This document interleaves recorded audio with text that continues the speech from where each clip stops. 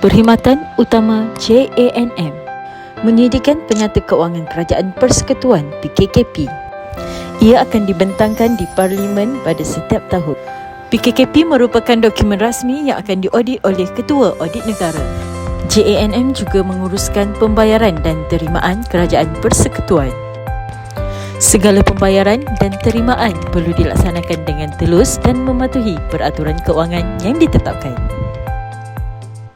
Lebih daripada 1.2 juta gaji penjawat awam diuruskan oleh JANM pada setiap bulan. JANM merupakan jabatan yang menguruskan sistem perakangan kerajaan Persekutuan.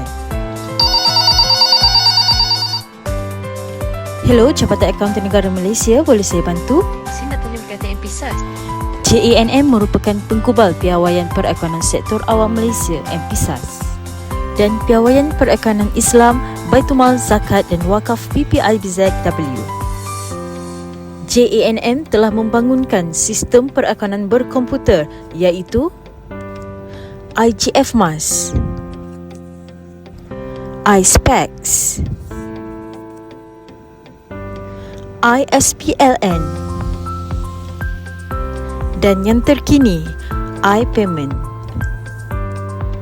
JANM merupakan jabatan yang menguruskan perkhidmatan perakangan kerajaan.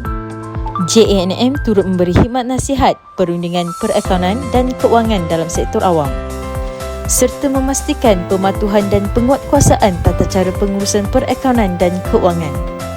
Akaunten Negara Malaysia merupakan pendaftar yang diberi kuasa untuk menjalankan penguatkuasaan Akta Wang Tak Dituntut 1965.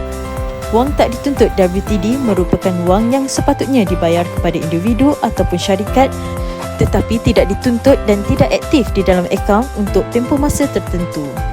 Orang awam boleh membuat semakan dan permohonan pembayaran WTD secara atas talian melalui pautan eGMIS.anm.gov.my. Perkhidmatan JANM turut merangkumi pembangunan modal insan dalam perkhidmatan perakangan dan kewangan sektor awam. JANM menguruskan skim perkhidmatan perakangan bagi akaunten, penolong akaunten dan pembantu akaunten.